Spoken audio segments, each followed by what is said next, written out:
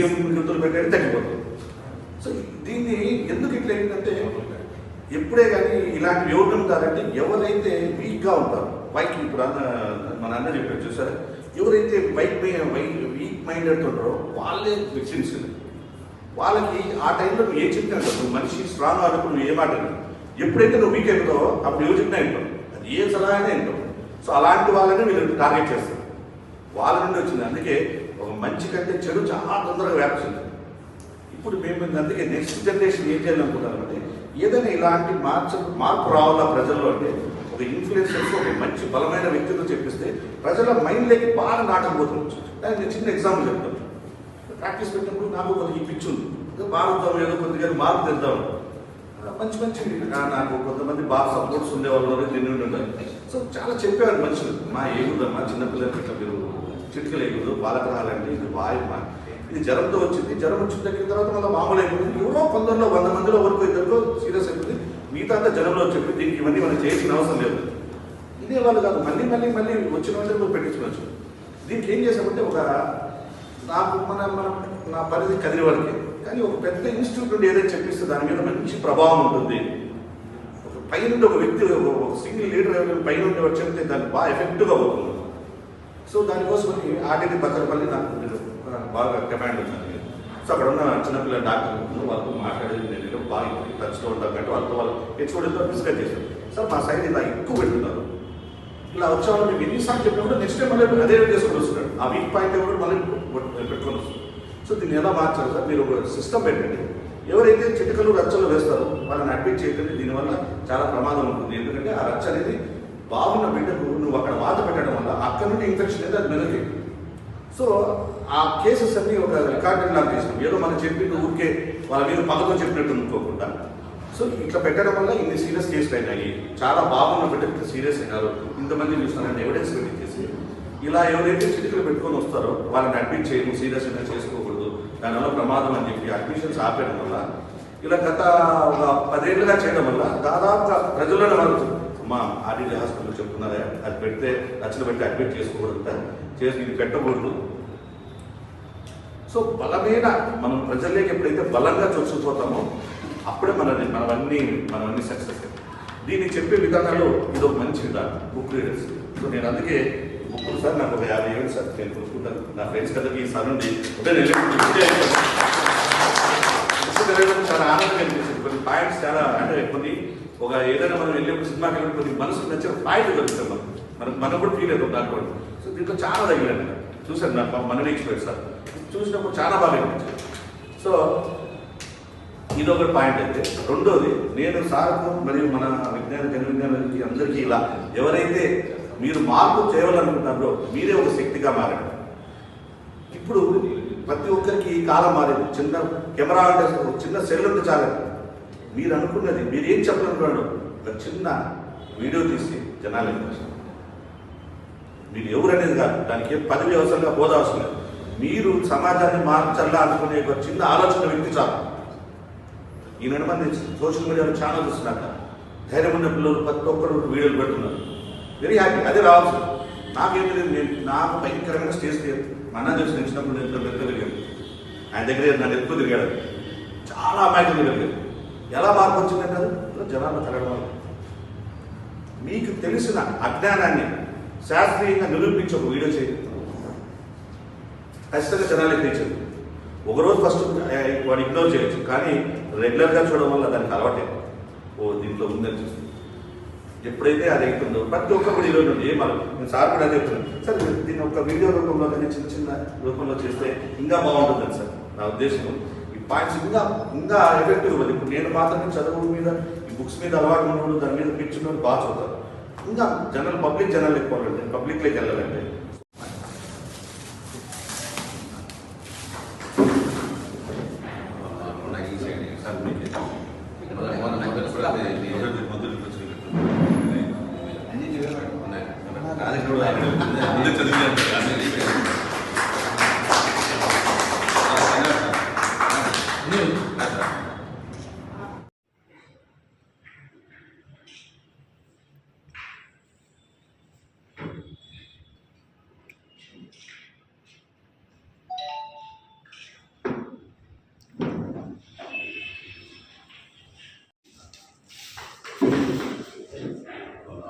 తీసుకోండి.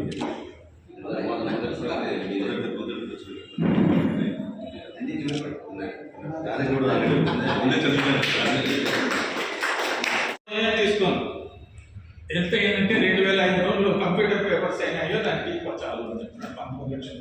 రేట్ పెట్టుకుంటే వస్తుంది, పేరు ఉండదు. కావలసినంత సంపాదించుకోవచ్చు మనిషి. కాబట్టి ఒకటే duty first, duty first, duty first. మన బాధ్యతను మనం సక్రమంగా నిర్వహిస్తే ఎంత గొప్పవాడైనా తయారు కావచ్చు. అందుకు నేనే ఉదాహరణ అని తెలుస్తూ అందరికీ ధన్యవాదాలు. ఇచ్చి ఈ 19 లక్షలు ఇవ్వరయా, నువ్వు ఈ పేపర్ తీసుకొని పోయి వెంటనే ఏం చేయాలా, ఆ క్లర్క్ దగ్గర ఒక డబ్బు లేదు, ఆ డబ్బు ఇస్తే అతను కడవపోతాడు. కడప దగ్గర ఇస్తుంటే ఆయన డ్రా చేసి మళ్ళీ నిన్న ఎవరితో పెన్షనర్స్ అసోసియేషన్తో వచ్చి మీటింగ్లో ఏదో మాట్లాడి సార్ సక్సెస్ అన్నాడు. కాబట్టి ఇప్పుడు కూడా పంపించింది ఏమైనా చేద్దాం, ఈ అజ్ఞానం నుండి విజ్ఞానానికి వచ్చేదాని కోసం ప్రయత్నం చేద్దాం. అలాంటి వారే వచ్చారు, వాళ్ళందరికీ కూడా మనస్ఫూర్తిగా ధన్యవాదాలు తెలియజేస్తున్నాను. అలాగే ఇప్పుడు మన సారులందరూ మంచిగా అందరూ వ్యక్తులందరూ చాలా బాగా చెప్పారు. నిజంగా ఈ అజ్ఞానాన్ని విజ్ఞాన శాస్త్రీయ విజ్ఞానం వైపు వెళ్ళేదానికి ప్రయత్నంలో చాలా బాగా ఒక్కొక్క మెథడ్ పాలించారు. మన పాతకాలంలో గుర్తులేదు, నాటకాల్లో రాత్రం చేసేవారు, తర్వాత ఏం చేసేవారు, అది అడ్డలోకి వచ్చాయి, తర్వాత సినిమాలు వచ్చాయి 3 గంటలు. తర్వాత ఇప్పుడు మారుతున్న మీడియా కాలం ఏమైపోయింది, నిమిషాలే వచ్చాయి. ఇప్పుడు ఇంకా మనకంటే ఇంకా జనరేషన్ నిమిషాల్లోకి వచ్చేస్తారు ఈ కాలం. సో అదేవిధంగా మన పాతకాలంలో కూడా ఎవరైనా ఒక మార్పు తేవాలంటే ఒక మంచి ఇన్ఫ్లుయెన్సర్స్ అంటారు, వాళ్ళతో చెప్పించి నాటకాలు వేయించడమో లేదా ప్రజలు చైతన్యపరచడమో మన నాటకాలు, తర్వాత పుస్తక రచనలు మన ప్రచురణలు చేశారు. సో ఈ కాలంలో ఇప్పుడు మనకు నిజంగా ఈ బుక్ అనేది ఎంత ఉపయోగపడుతుంది, అది చదివితే ఎంత బాగుందంటే బుక్. ఒక డాక్టర్గా కాకుండా ఒక మంచి మామూలుగా మంచి ఉద్యోగం, నేను మంచి రైటర్ రాసేవాడిని ముందు స్టూడెంట్ ఇప్పుడు చాలా బాగుంది, క్లియర్గా ఉంది. అసలు ఏంది శాస్త్రీయంగా మనం ఎట్లా అభివృద్ధి చెందినాము, ఎలా మార్పు వచ్చింది మనలో, ప్రతి ఒక్కదానికి సైంటిఫిక్ ఎవిడెన్స్. ఏదో రాసేసాం కదా బుక్ ఎవరో చదువుతారు, ఎవ్రీథింగ్ సైన్స్ ఎవిడెన్స్తో రాశారు. దీంట్లో నాకు బాగా నచ్చింది ఏంటంటే మూఢనమ్మకాలు. మన సైడ్ మన వెనుకబడిన ప్రాంతంలో ఎక్కువగా మూఢనమ్మకాలు. ఎన్నిసార్లు అని చెప్పు మారవు. అమ్మ పోసిందే, ఇంట్లో కళ్ళు దాకించేసి పండు పెట్టండి, బాలగ్రహాలు వచ్చినాయా చిటికలు వేయండి తగ్గిపోతాయి, వాయు వచ్చిందా మోర్చి వచ్చిందే లిఫ్ట్ చేసేది, చేతిలో బియ్యం కిందలు పెట్టండి తగ్గిపోతుంది. సో దీన్ని ఎందుకు ఇట్లా ఏంటంటే ఎప్పుడే కానీ ఇలాంటివి ఎవరు ఉంటారంటే ఎవరైతే వీక్గా ఉంటారో, పైకి ఇప్పుడు మన అన్న చెప్పారు చూసారా, ఎవరైతే వీక్ మైండెడ్ ఉంటారో వాళ్ళే విషన్స్. వాళ్ళకి ఆ టైంలో నువ్వు ఏం చెప్పినా నువ్వు మనిషి స్ట్రాంగ్ అయినప్పుడు నువ్వు ఏ మాట ఎప్పుడైతే నువ్వు వీక్ అయిపోతావో అప్పుడు ఎవరు చెప్పినా ఇంటావు, అది ఏ సలహా అయినా ఇంటావు. సో అలాంటి వాళ్ళని వీళ్ళు టార్గెట్ చేస్తారు, వాళ్ళ నుండి వచ్చింది. అందుకే ఒక మంచి కంటే చెడు చాలా తొందరగా వ్యాప్తుంది. ఇప్పుడు మేము అందుకే నెక్స్ట్ జనరేషన్ ఏం చేయాలనుకుంటారంటే ఏదైనా ఇలాంటి మార్పు రావాలా ప్రజల్లో అంటే ఒక ఇన్ఫ్లుయెన్సర్స్ ఒక మంచి బలమైన వ్యక్తులు చెప్పిస్తే ప్రజల మైండ్లోకి బాగా నాటకపోతుంది. అది నేను చిన్న ఎగ్జాంపుల్ చెప్తాను. ప్రాక్టీస్ పెట్టినప్పుడు నాకు కొద్దిగా పిచ్చి ఉంది, భారతం ఏదో కొద్దిగా మార్పు తెద్దాం, మంచి నాకు కొంతమంది బాగా సపోర్ట్స్ ఉండేవాళ్ళు నిన్నుంటాయి. విషయాన్ని సమాజంలో చూపించి ప్రజల్ని అయోమయ స్థితిలోకి నెట్టివేసేటువంటి ఒక ప్రయత్నం జరిగితే సామాన్య పరిస్థితి ఏంటి అనేది నాకు ఒక ప్రశ్న. అదేవిధంగా ఈరోజు డార్విన్ జీవపరిణామ సిద్ధాంతం పుస్తకాల నుంచి తీసిపడేయడం. డార్విన్ జీవపరిణామ సిద్ధాంతాన్ని తీసేయడానికి ఒక 3-4 సంవత్సరాల ముందే కేంద్ర విద్యాశాఖ మంత్రిగా ఉన్నటువంటి సత్యపాల్ సింగ్ గారు పిచ్చి కుక్కను చంపే ముందు కుక్క పిచ్చిది అనేటువంటి ఏ విధంగా మనకు పిచ్చిది ఆ కుక్క అనేటువంటి దాన్ని పిచ్చిదానిగా చేస్తాము, అదే పద్ధతుల్లో ఈ డార్విన్ జీవపరిణామ సిద్ధాంతం తప్పు. ఎందుకంటే మనిషి కోతిగా మారడం మా నాన్న చూడలే, మా తాత చూడలే, మా ముత్తాత చూడలే, మాకు ఎవరూ చూడలేదు కాబట్టి తప్పు అనేటువంటి ఒక అజ్ఞానమైనటువంటి ఒక స్టేట్మెంట్ తీస్తే ప్రపంచ దేశాలు ఆ స్టేట్మెంట్ని చూసి ఈ మూర్ఖుడు విద్యాశాఖను భారతదేశంలో ఏలుతున్నాడని చెప్పి నవ్వుకునేటువంటి పరిస్థితి తీసుకొచ్చింది. జీవపరిణామం అనేది ఒక సంవత్సరంలోనో లేకపోతే 100 సంవత్సరాల్లో జరిగేటువంటి ప్రక్రియ కాదు. ఇది 100,000 సంవత్సరాలు, లక్షల సంవత్సరాలు జరిగేటువంటి నిరంతర ప్రక్రియ అనేటువంటి ఒక కనీస జ్ఞానం కూడా లేనటువంటి వ్యక్తి ఈ దేశంలో విద్యాశాఖ మంత్రిగా ఉంటే విద్యాశాఖ కాదు కదా ఏ విధమైనటువంటి జ్ఞానం విద్యార్థులకు వస్తుందో మనం ఆలోచించాలి. అదేవిధంగా ఈరోజు అనేకమైనటువంటి పద్ధతులు మనం చిన్న ఇదే శాస్త్రవేత్తలు ఈరోజు చాలా చోట్ల యూనివర్సిటీల్లో జ్యోతిష్య కోర్సులను కూడా ప్రవేశపెట్టడం జరిగింది.